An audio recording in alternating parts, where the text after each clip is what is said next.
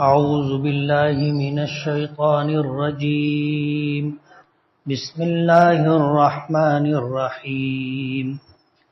إن للمتقين مفازا حدائق وأعنابا وكواعب أترابا وكأسا دهاقا لا يسمعون فيها لغوا ولا كذابا جزاء من ربك عطاء حسابا رب السماوات والأرض وما بينهما الرحمن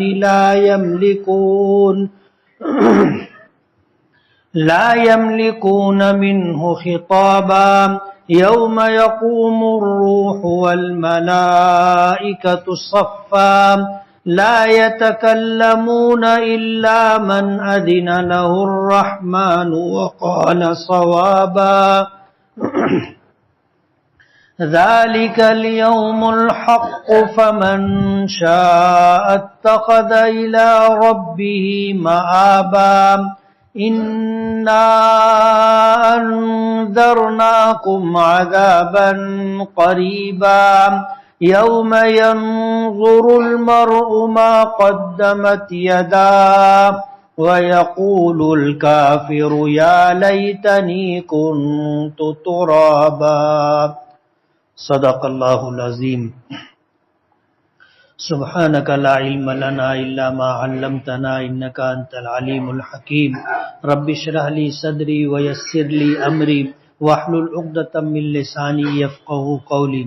پناہ مانگتا ہوں میں اللہ تعالیٰ کی شیطان مردود سے. شروع کرتا ہوں میں اللہ کے نام سے جو بڑا مہربان بڑی رحمتوں والا ہے. بے شک متقی و پرہیزگار لوگوں کے لیے کامیابی ہے. باغات ہیں اور انگور ہیں اور نوجوان ہم عمر عورتیں ہیں اور چھلکتے ہوئے پیالے ہیں. نہیں سنیں گے وہاں پر کوئی بکواس اور نہ جھوٹی بات. یہ بدلہ ہوگا تیرے پروردگار کی طرف سے بے حساب بدلہ. جو آسمانوں اور زمین کا پروردگار ہے اور جو کچھ ان کے درمیان ہے بڑی رحمتوں والا ہے.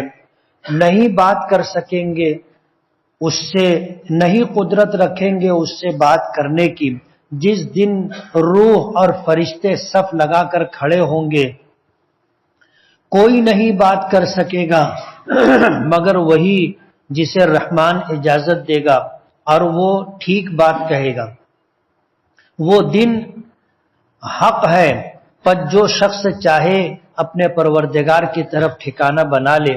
بے شک ہم نے تمہیں ڈرایا قریب کے عذاب سے, جس دن کے آدمی دیکھے گا ان کاموں کو جس کو اس کے ہاتھوں نے آگے بھیجا ہے, اور کافر کہے گا کاش میں مٹی ہو گیا ہوتا. یہ 30ویں پارے کی پہلی سورت سورہ نبا کا دوسرا رکوع ہے جس کی میں نے تلاوت کی اور ترجمہ کیا. اوپر ان لوگوں کا تذکرہ تھا کہ جو دنیا میں آنے کے مقصد کو بھول کر کے کفر کے ساتھ, شرک کے ساتھ یا بدعمالی کے ساتھ زندگی گزار رہے تھے. ایسے بدبخت اور بدنصیب لوگوں کا کیا حال ہوگا اوپر کے رکوع میں اس کا تذکرہ تھا.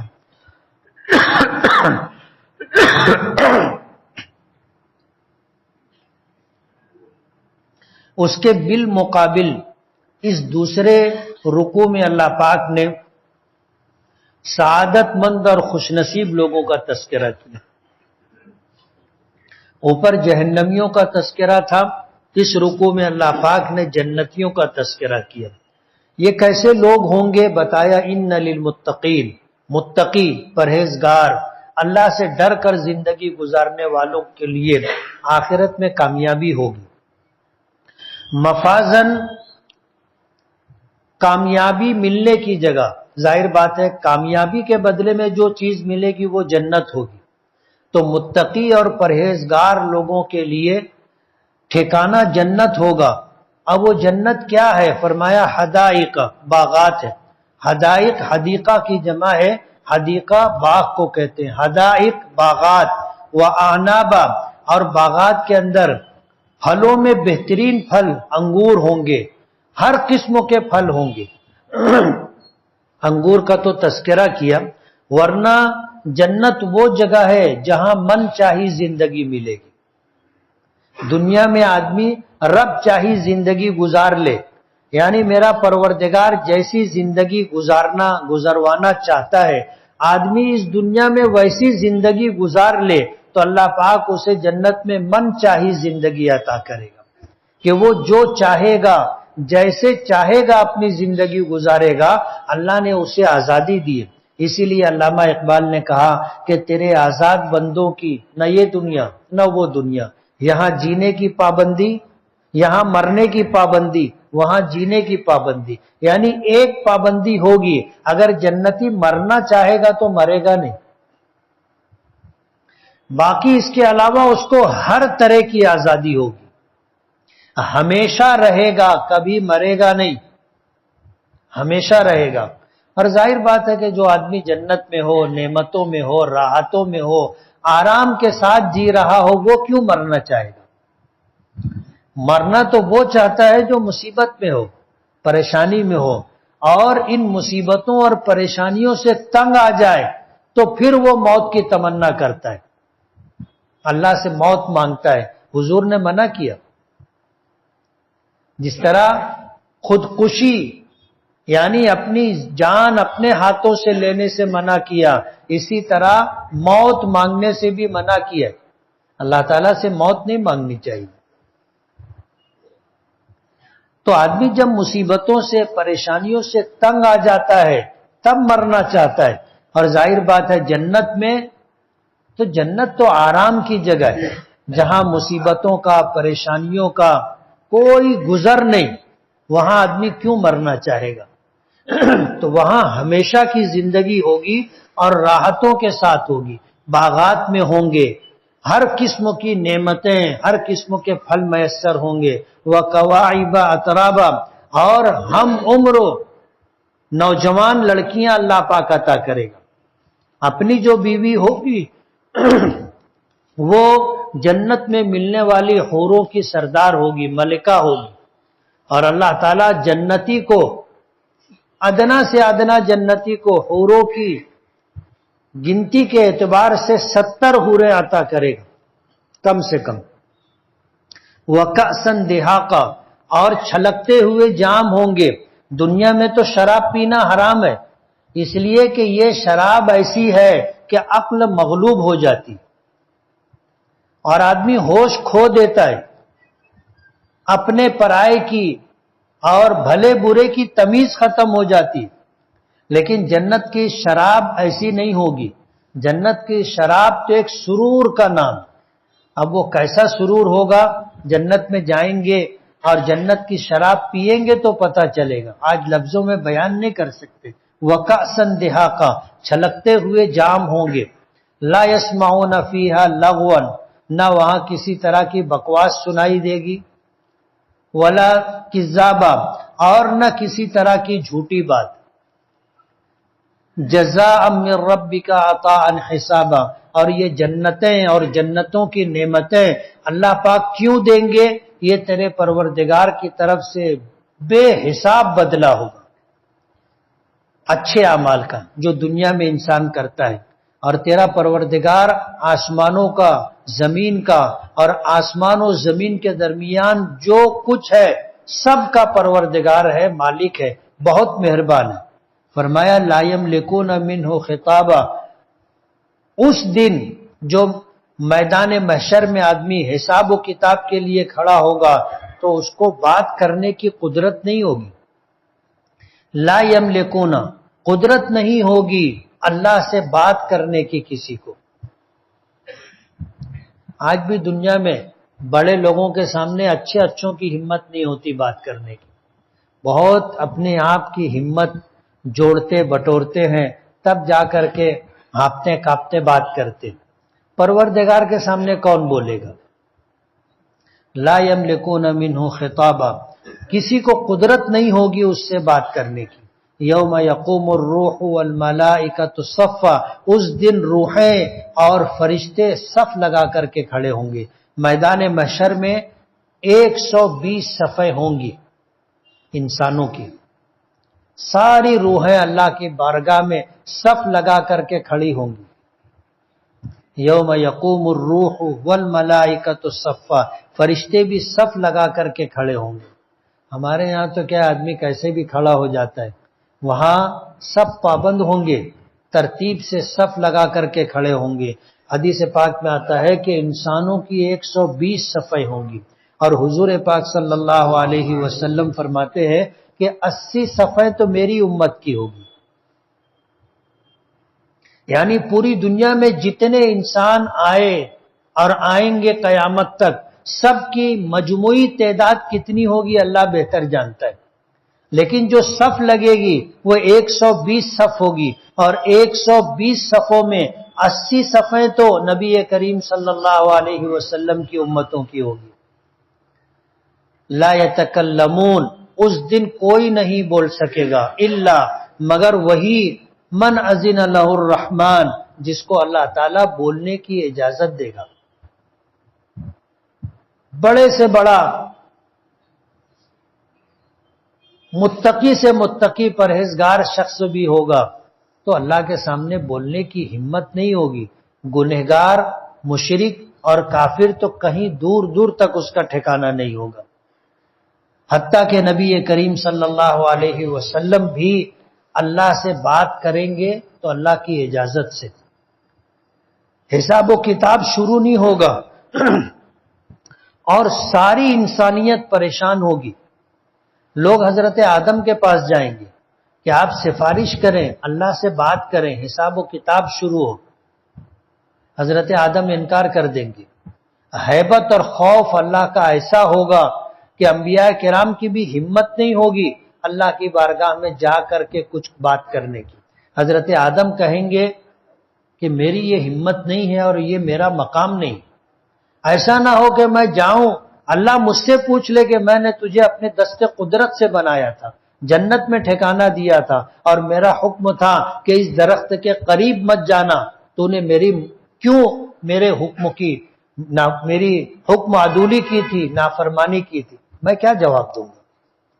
ہر نبی اپنی زندگی کا جائزہ لے گا، اور ان سے ذرا بھی کوئی ایسی بات ہوئی ہوگی اسے یاد کر کے اللہ کے سامنے جانے کی ہمت نہیں ہوگی. حدیث پاک میں آتا ہے کہ اس دن انبیاء کرام معذرت کریں گے. لوگ تمام نبیوں کے پاس ہوتے ہوتے ہوتے ہوتے جناب رسول اللہ صلی اللہ علیہ وسلم کے پاس آئیں گے. آپ سے کہیں گے سب مل کر کے کہ آپ اللہ سے سفارش کریں. حدیث پاک میں آتا ہے حضور تشریف لے جائیں گے اور عرش کے نیچے سجدہ کریں گے، اور اتنا لمبا سجدہ ہوگا. علماء فرماتے ہیں کہ پوری دنیا کے انسانوں کے سجدوں کو جمع کر لیا جائے تو وہ حضور کا سجدہ ان سجدوں سے زیادہ لمبا رہے گا. نہ معلوم کتنے زمانے تک حضور سجدے میں رہیں گے. اور حضور فرماتے ہیں کہ اللہ تعالیٰ مجھ پر اپنی حمد کے ایسے کلمات القا کرے گا اس دن، آج نہیں کہ جسے میں آج نہیں جانتا، اس دن اللہ القا کرے گا اور میں اللہ تعالیٰ کی ان الفاظ میں حمد و تعریف کروں گا. پھر اللہ پاک فرمائیں گے ارفع راسک، سر اٹھائیے، سل تعطا، مانگیے دیا جائے گا، واشفع تشفع، سفارش کیجئے سفارش قبول کی جائے گی. تب حضور کہیں گے کہ اللہ حساب کتاب شروع کریں. یہ شفاعت کبریٰ کہلاتی ہے، جس کا فائدہ تمام انسانوں کو، حتیٰ کہ انبیاء کرام علیہم الصلاۃ والسلام کو بھی پہنچے گا. اسے شفاعت کبریٰ کہتے ہیں. تو اللہ کی اجازت ہوگی تب حضور کہیں گے. اللہ حکم دے گا ارفع راسک، اپنا سر اٹھائیے سجدے سے، سل تعطا، مانگو دیا جائے گا، سفارش کرو شفاعت کرو قبول کی جائے گی. تب حضور اللہ سے ہم کلام ہوں گے اور عرض کریں گے کہ اللہ حساب و کتاب شروع کرے. فرمایا لا یتکلمون الا من اذن لہ الرحمن وقال صوابا، کہ اس دن کوئی اللہ سے بات نہیں کر سکے گا مگر اللہ کی اجازت سے. وقال صوابا، اور کہے گا بھی تو صحیح اور ٹھیک بات کہے گا، ایسا بھی نہیں کہ اجازت مل گئے تو اب کچھ بھی بولو، ٹھیک بات کہے گا۔ وقال صوابا ذالک الیوم الحق، فرمایا کہ یہ دن حق ہے، ہر حال میں آنے والا ہے، یہ دن برحق ہے، ہر حال میں آئے گا، اس کے آنے میں کسی قسم کا کوئی تردد، کوئی شک شبہ نہیں، حق ہے آنا۔ فمن شاء اتخذ الی ربہ مآبا، انسانوں کو سوچ لینا چاہیے کہ جب وہ دن آنا ہے اور ان حالات سے ہم کو گزرنا ہے تو ہمیں پس جو چاہے اپنے پروردگار کے پاس ٹھکانہ بنا لے۔ ظاہر بات ہے ٹھکانہ کس کو دیا جاتا ہے؟ جس کا اکرام کیا جاتا ہے۔ حضور نے فرمایا نا کہ من آمن باللہ والیوم الآخر فلیکرم ضیفہ، جو آدمی اللہ پر اور آخرت کے دن پر ایمان رکھتا ہو وہ اپنے مہمان کی عزت کرے، اکرام کرے۔ مہمان کے لیے کیا ہے؟ ٹھکانہ دینا، مہمان کو کھانا کھلانا۔ تو جو شخص چاہے اپنے پروردگار کے پاس ٹھکانہ بنا لے، اور یہ وہی شخص ہوگا جس کو اللہ نے ایمان کی دولت دی، اعمال کا سرمایہ دیا، اور اخلاص کی بنیاد پر اللہ کو راضی کر کے یہ شخص دنیا سے گیا، اللہ اس کو بہترین ٹھکانہ دے گا۔ اب تم میں سے جو شخص چاہے اپنے پروردگار کے پاس ٹھکانہ بنا لے۔ انا انذرناکم عذابا قریبا، بے شک میں نے تمہیں قریب آنے والے عذاب سے ڈرا دیا۔ کل قیامت کے دن کوئی نہیں کہہ سکے گا کہ ہمیں معلوم نہیں تھا۔ انبیاء کرام علیہم الصلاۃ والسلام کی ایک بڑی تعداد ہے، سب نے آ کر کے نیک عمل کرنے والوں کو خوشخبری دی اور اللہ کی نافرمانی کرنے والوں کو ڈرایا اللہ کے عذاب سے اور جہنم سے۔ یوم ینظر المرء ما قدمت یداہ، وہ دن ہوگا جس دن آدمی اپنے اعمال کو اپنے سامنے دیکھے گا۔ یوم ینظر المرء، اس دن آدمی دیکھے گا ما قدمت یداہ، اس کے ہاتھوں نے کن چیزوں کو آگے بھیجا ہے، یعنی اس کے زندگی بھر کے اعمال سامنے ہوں گے، وہ دیکھے گا۔ نیکیاں بھی دکھائی دیں گی، گناہ بھی دکھائی دیں گے، اپنا بھی اور دوسروں کا بھی۔ آج ہم گناہ کرتے ہیں کسی کو معلوم نہیں ہے، آج کسی کو نہیں معلوم کتنے گناہ ایسے ہوتے ہیں جو ہم کرتے ہیں، کسی کو نہیں معلوم۔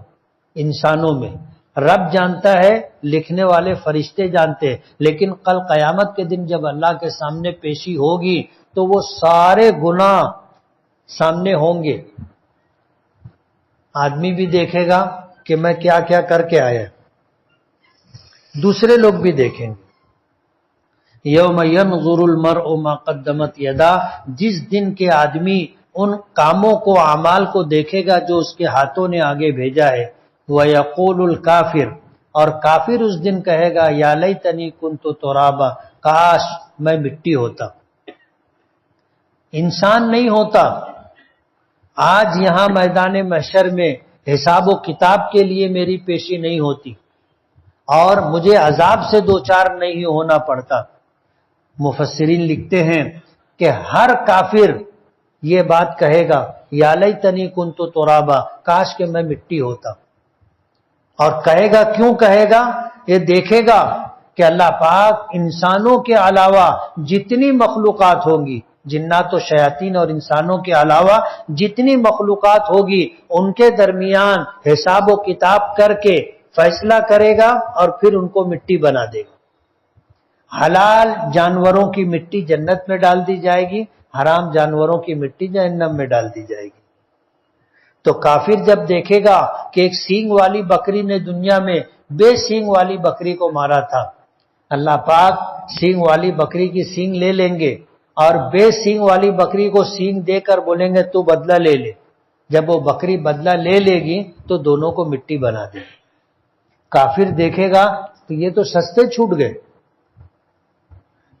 بس دنیا میں جو ہوا تھا اس کا حساب و کتاب ہو گیا، بدلہ دلا دیا اور ان کو مٹی بنا دیا۔ تو کافر بھی سوچے گا کاش میں بھی انسان نہیں ہوتا، جانور ہوتا۔ انسان مکلف ہے اپنے اعمال کا، جانور مکلف نہیں ہے۔ کل قیامت کے دن ان کی پیشی ہوگی اور اس کے بعد اللہ پاک حساب و کتاب کے بعد ان کو مٹی بنا دیں گے، اور کافر جب اس چیز کو دیکھے گا تو وہ کہے گا یا لیتنی کنت ترابا، کاش کہ میں بھی مٹی ہو جاتا، جہنم میں نہیں جانا پڑتا اور اللہ کے عذاب سے دوچار نہیں ہونا پڑتا۔ اللہ پاک فرماتے ہیں وَيَقُولُ الْكَافِرُ، اور کافر کہے گا یا لیتنی کنت ترابا، کاش کہ میں مٹی ہو جاتا۔ دعا کر لیں۔